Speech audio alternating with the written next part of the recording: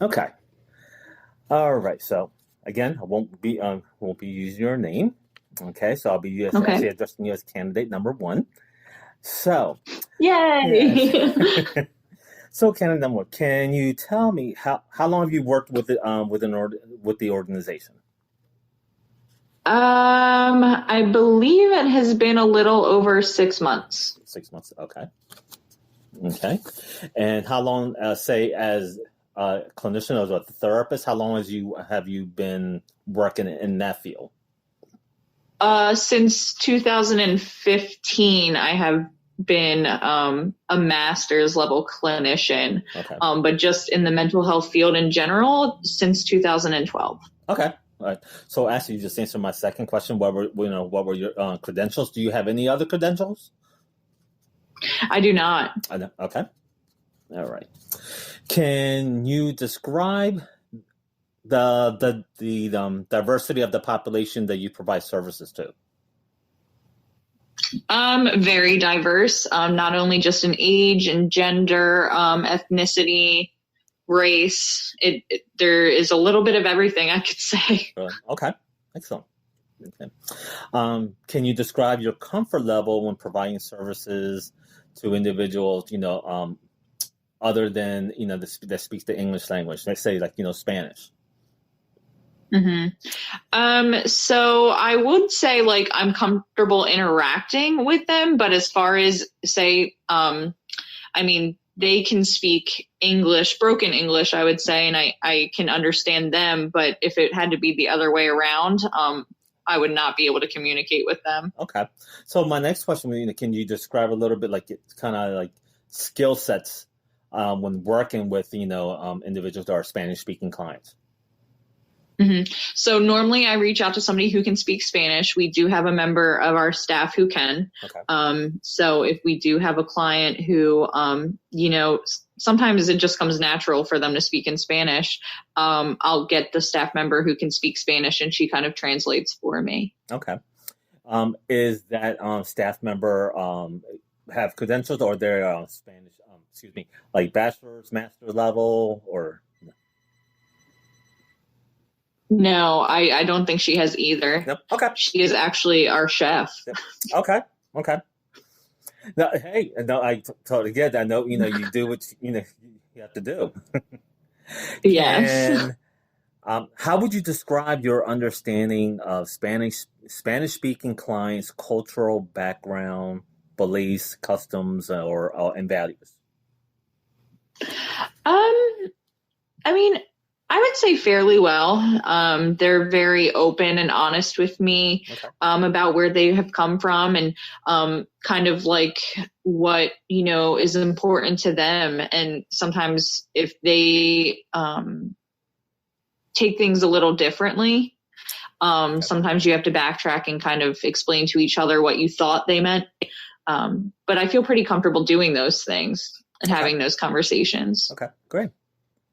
Um, have you ever experienced working with a client or Spanish speaking clients with a different dialect? And if so, how was your experience with that? Um, I've had quite a few Spanish speaking clients and they have been through or from different places.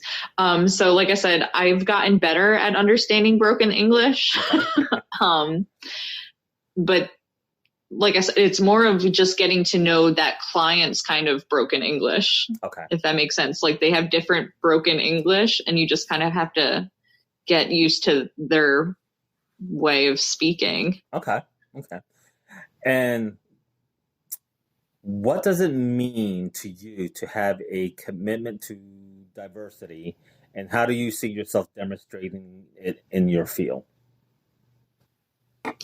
I mean, I think it means a lot, especially since you never know what people have gone through or come from. So, I mean, it's important to communicate, and it's really difficult when you can't communicate very well. But just communicate how that person feels and what something means to them. Okay. That's really important to understand them and be able to help them. Okay. Excellent.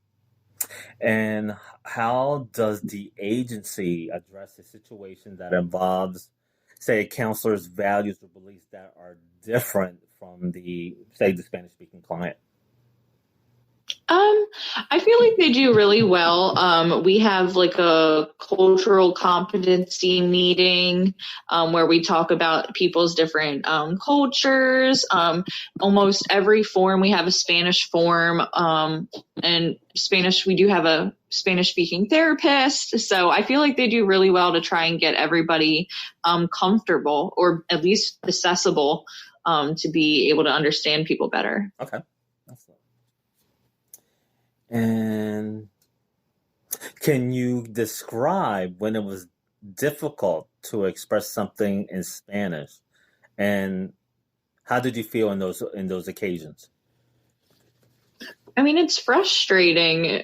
It's just frustrating. Like if I didn't have somebody who was able to speak some form of Spanish, like I don't know what to do. You know what I mean? Like you can go online and try and use like a translator, but sometimes that doesn't always work. And you can tell that a client gets frustrated. You know what I mean? Like it's like you can't understand it. It's like you're speaking gibberish almost to someone. Okay. So I have been able to, in the past, look up resources to like hotlines you can call and get a translator, just to try and de-escalate some situations. Okay. Does the agency provide or have access to say a language line to use, or? I am not sure if my current agency does, but I still feel relatively new and that I'm learning so much. Okay. But a prior one did. And like I said, at my current position, there are a lot of people who can speak Spanish that we can, Okay. outreach to. It's Okay. not just my chef. There's a lot of people at the main building as well. Okay. Excellent. If at all, do you have or have experience, or do you have any experience with any professional counseling terminology in the Spanish language? I personally do not know. Okay.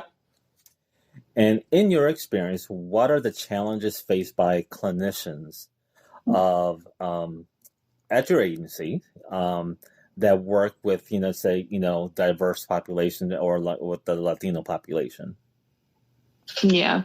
Like I said, I think it's interpretation. It's hard. Like how we interpret something, speaking English might be totally different to someone who is Spanish. Like you said, the terminology could be different. Like depression could mean something entirely different for someone who is Spanish speaking. So I feel like we try our best to kind of get people to interpret or explain things. But like I said, if we didn't have a Spanish speaking therapist or something like that, I honestly don't know. It would be a pretty big gray area. Okay, which actually leads to, like that, what kind of what strategies have you used to address these challenges, and how successful were those strategies? Mm-hmm. And lastly, what efforts have you made or been involved with to foster multicultural understanding and cultural competence through working with this population, or or a different diverse population? So I would say we definitely have our cultural competency meeting, which we include clients in, which is important, just because that's the reason why we're trying to do better. So it's a mixture of staff and clients.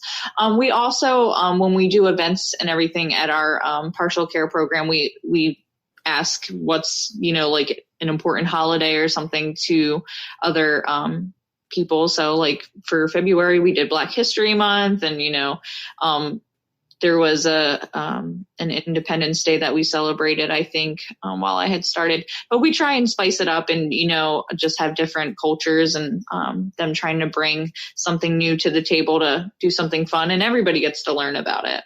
Okay, awesome, excellent. Which actually leads to, we're almost wrapping up. Okay. Now that, because we're kind of, people are saying like kind of the new norm, and, things are, unsure now with this whole COVID. How are you guys are you still addressing these, multicultural competency meetings? Are you still having them via Zoom, or, how, and are you still including the clients as well? Yeah. So The meetings per se have not been happening, but we have done a lot of Zoom meetings with everybody individually.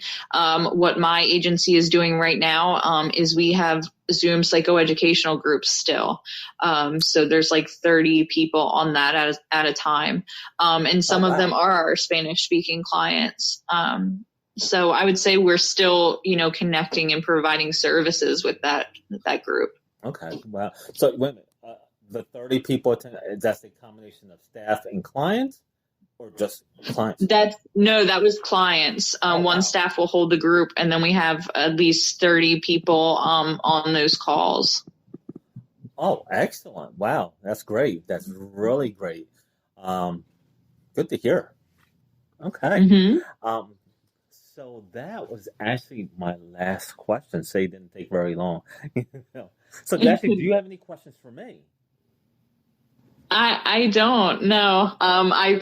When I saw it was featured about a lot of Spanish stuff, I was like, I need to do this because I'm probably like the baseline, someone who has like no experience. I'd be a good factor for research study, I think.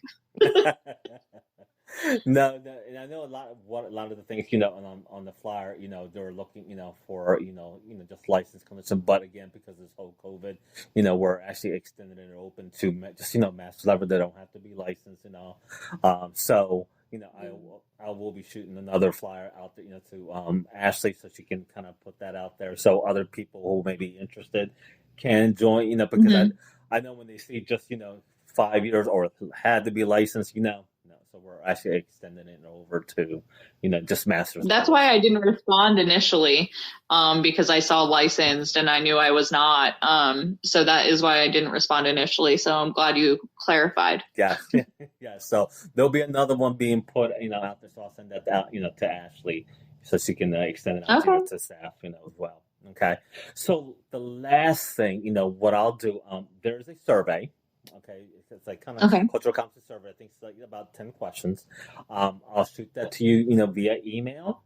Okay, and Mm-hmm. when you have an opportunity, just if you can just send that back to me, and if you can incorporate in there in the email your address, and I will forward your gift card for participating in the study. Okay. Okay, and Cool. yeah, and I'll send that one right out, right out to you. Okay. All right. Sounds great. It was Yep. nice meeting